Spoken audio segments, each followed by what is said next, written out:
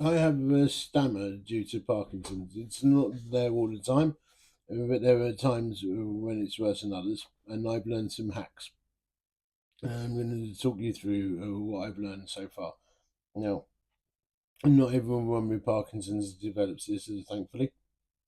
Some people speak too fast, some too softly, and I get a stammer.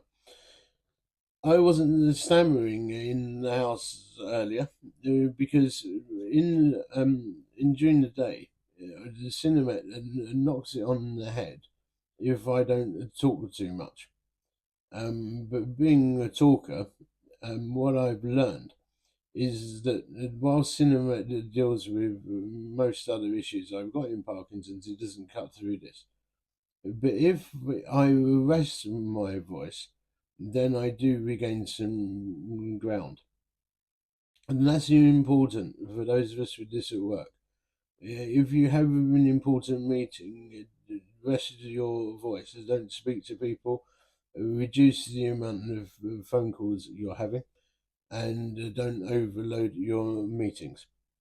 That's the first thing. I will recover ground by resting my voice, even for a few minutes. The second thing is that stress it can completely exacerbate this symptom, good or bad.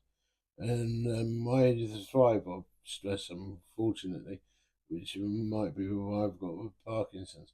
But you need to avoid the stress if you have something critical coming up because your voice will fall off of the plot.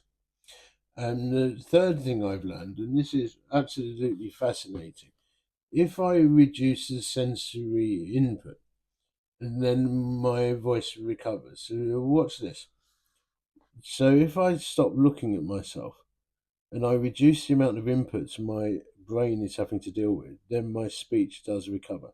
So on Zoom meetings, it means not looking at the screen or turning the cameras off. There's a little hack that will help you gain ground. And then as soon as I now increase the sensory input, my bandwidth is clearly reduced and becomes a struggle again. And the other thing I've learned, and next on the list, is the tactile cue, which the feature band is based on. I've done enough videos on that, so I won't go into it now. But when I do demonstrate it, it's kind of cool, right? So I can completely eliminate the stammer just by doing that. And then as soon as I stop, it switches back in. The other thing I've learned about this is that it can be unpredictable. Sometimes it's there and sometimes it's not. And you don't know when it's going to come. So some of these hacks could be really useful. We are told the other way to deal with it is to speak very slowly, and that will deal with it.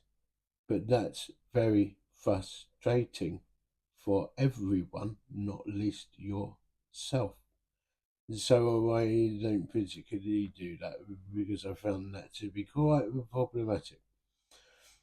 It's a weird one because I know exactly what I want to say, and when I open my mouth, I feel like it's going to be normal. But I can almost feel rigidity around my face, and it's like the signals aren't getting through strongly enough, which is why reducing some inputs into your eyes seems to help because it redirects whatever you've got left. So hopefully there's a few tips around the stammer.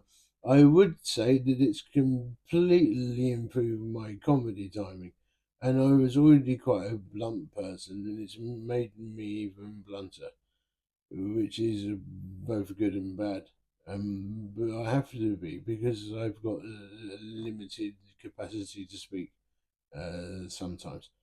So there you go. That's Parkinson's stammer for you. What a beauty.